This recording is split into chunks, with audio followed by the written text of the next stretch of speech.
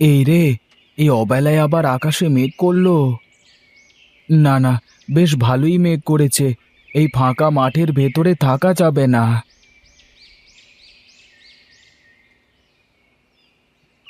দেখি, এখানে একটু দাঁড়িয়ে দেখি ঝড় বৃষ্টির কি অবস্থা হয়। কি রে দাদা, এখানে দাঁড়ালি কেন? দেখতে পাচ্ছিস না আকাশে কি মেঘ করেছে? দাঁড়ালাম যে, দেখি বৃষ্টি নামে নাকি দেখি। ওইদিকে তাকিয়ে দেখ, ঝড় শুরু হয়ে গেছে। এখানে দাঁড়িয়ে থাকিস নে, চল বাড়ির দিকে চল। বেশ বেশ, তুই যা, আমি এক্ষুনি আসছি। কি মেঘ করেছে আর কি ঝড়! মানুষটা যে এখনো বাড়ি ফিরলো না। কে জানে কোথায় কিভাবে আছে। ঠাকুরপো তো চলে আসলো, কিন্তু তেনার তো কোনো খোঁজ খবর নেই। এই মানুষটাকে নিয়ে আমার যত চিন্তা।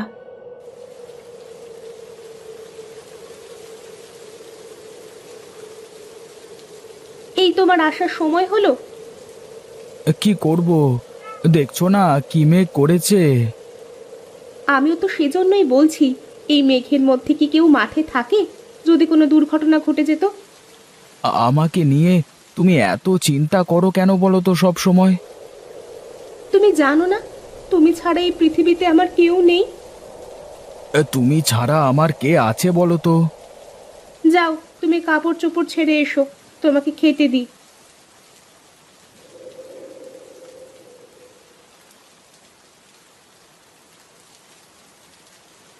বাহ, খুব সুন্দর লাগছে তো তোমাকে। ধন্যবাদ। সত্যি করে বলো তো, আমাকে কেমন লাগছে? সুন্দর লাগছে, কিন্তু এখন এই অসময়ে তোমার এত সাজুগুজু করতে হচ্ছে কেন? কি করব বলো, বাইরে তো ঝড় বৃষ্টি হচ্ছে। আমি কি করব তাহলে? আচ্ছা, তোমার কি এই সাজগোজ বাদে আর কিছু আসে না? দেখো, তুমি আবার এসব নিয়ে কথা বলবে না। বিয়ের সময় তুমি জানতে না যে আমি কাজ কাম করতে পারি না? হ্যাঁ, সেই তো আমার কপাল। আগে কি আর জানতাম যে তুমি কখনো ভালো হবে না? কি কি বললে তুমি? আমি ভালো না, আমি খারাপ? এই তো, এই একটা কাজই তো পারো, কিছু বলতে না বলতেই চোখ দিয়ে পানি ফেলতে। ধুর, ভালো লাগে না কিছুই। আরে গণেশ যে, কি খবর তোর? এদিকে আয় একটু। আমাকে ডাকছো দাদা? হ্যাঁ রে, তোকেই ডাকছি। একবার আয় তো এইদিকে, শুনে যা।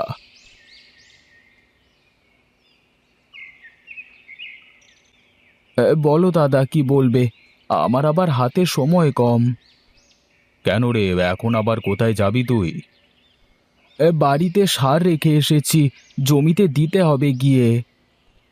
আমি বলি কি, শুধু এত কষ্ট না করে আমার কাছ থেকে সার বীজ নে, দেখবি ভালো ফলন পাবি। আমার অত দরকার নেই দাদা, তুমি যাদের কাছে বিক্রি করছো তাদের কাছেই করো। আমি আমার জমিতে এই বীজ দিতে পারবো না। তুই শুধরাবি নে, তোর ছোট ভাই নিতাই কি করছে দেখছিস তো। আমার কথা মতো চাষ করে আজকে ওর কোনো কিছুর অভাব নেই।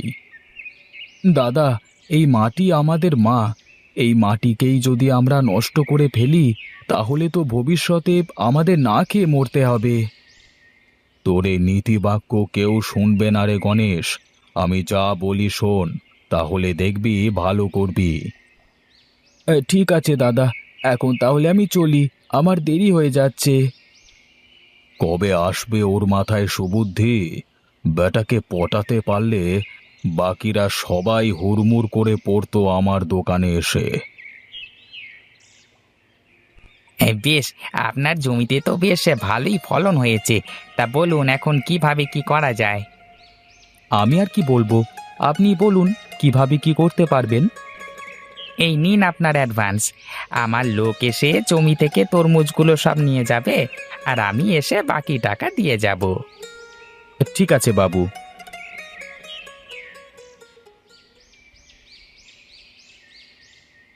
বাবু, আগে আমি বলছিলাম যে আমার জমির ফলগুলো নেন না। আমি কোনো সার ওষুধ দিই না, জৈব সার দিয়ে এই ফসল ফলিয়েছি। দেখুন গণেশবাবু, আমরা তো আর দেখে শুনে ওরকম জিনিস কিনতে পারি না।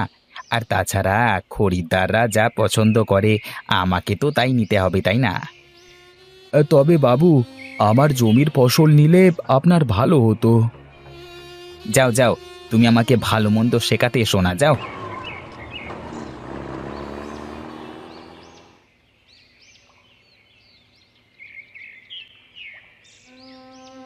কি গো, তোমার মুখ এমন শুকনো লাগছে কেন? কি আর বলবো গিন্নি, আমার কপালটাই বুঝি খারাপ। কি হয়েছে, এ কথা বলছো হঠাৎ? এত কষ্ট করে ফসল ফলাই, তাও কেউ নিতে চায় না। সবাই বলে আমার ফসলের নাকি মান ভালো না। আচ্ছা, তুমিও তো জমিতে অন্য সবার মতো চাষ করতে পারো। হ্যাঁ পারি, কিন্তু তা করলে যে ওদের মধ্যে আর আমার মধ্যে কোনো পার্থক্য থাকবে না। পার্থক্য রেখেই বা কি লাভ? সেই তো কষ্টে দিনপাত করতে হয় আমাদের। বুঝি গিন্নি, আমিও বুঝি। রূপা সব সময় দামি দামি শাড়ি গহনা পরে, আর আমি তোমাকে দুমুঠো ভাত আর একটা শাড়িও কিনে দিতে পারি না ঠিক মতো। কেন, তাতে কি হয়েছে? আমি কি কখনো কিছু বলেছি তোমাকে তার জন্য? তুমি না বললেও তো আমি অনেক কিছুই বুঝতে পারি।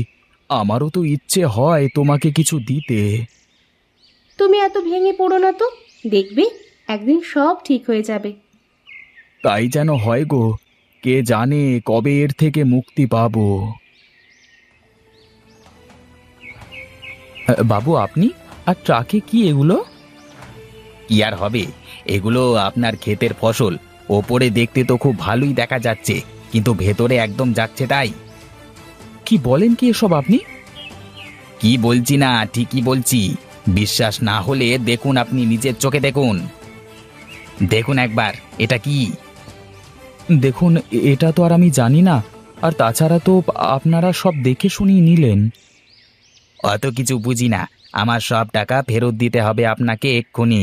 আর তা না হলে আমি লোকাল থানায় আপনার নামে ঠকবাজির মামলা করব।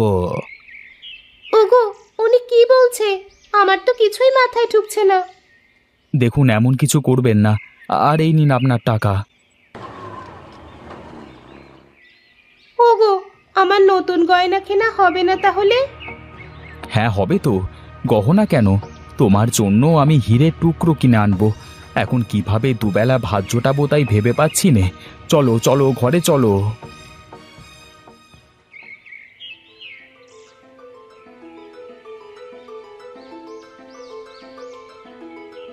আরে শহুরে বাবু যে, তা হঠাৎ কি মনে করে আমার এখানে?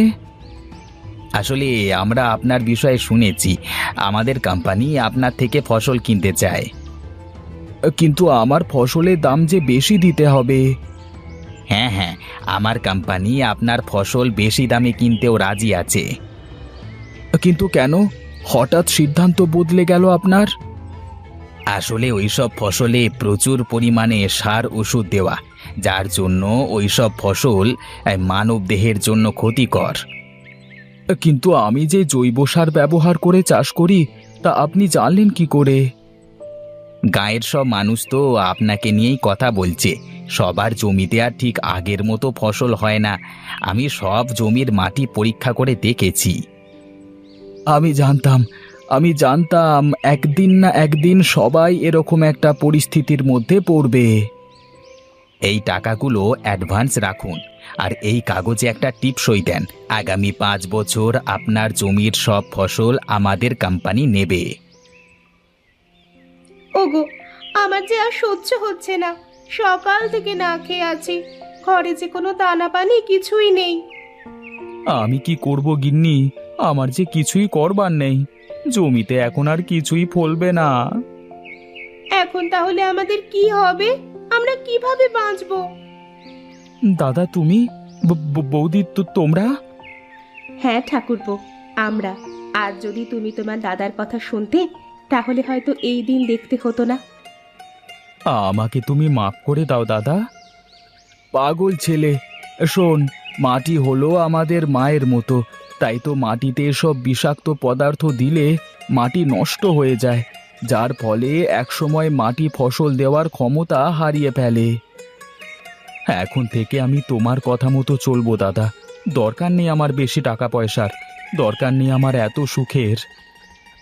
সুখের জন্য টাকা পয়সা লাগে না রে পাগল, মনের সুখই যে আসল সুখ। এই যে দেখছিস না, তোর বৌদি আমার সাথে না খেয়ে থেকেও কেমন সুখী। আমাকে তুমি ক্ষমা করো বৌদি, আমি না জেনে না বুঝে তোমার সাথে অনেক সময় খারাপ ব্যবহার করেছি। আমি কিছু মনে করিনি। আর তুই তো আমার বোনের মতো, আমার তো বোন নেই, থাকলে হয়তো তোর মতোই হতো। তুমি আমাকে বোন বললে দিদি? হ্যাঁ, এখন নে, এই খাবারগুলো খেয়ে নে। সবাই শুনুন, এখন থেকে আমরা আর কোনো সার কীটনাশক জমিতে দেব না, আর আমরা আমাদের মাটিকে নষ্ট করব না। সবাই শুনুন, আপনারা জৈব সার ব্যবহার করে চাষ করুন, দেখবেন ফলন একটু কম হলেও ওই জমি সারা জীবন আপনাকে ফসল দিয়ে যাবে। আজ আমি সত্যি বুঝতে পেরেছি যে আমরা কি ভুল করেছি। আসুন, আমরা সবাই সার কীটনাশককে না বলে জৈব সার ব্যবহার করি, মাটি ও পরিবেশ দুটোকেই ভালো রাখি, সুন্দর সুস্থ জীবন গড়ে তুলি। না, শেষমেশ এই বেটা গণেশ আমার ব্যবসার 12টা বাজিয়েই ছাড়ল। যাই দেখি অন্য কিছু ব্যবস্থা করা যায় কিনা।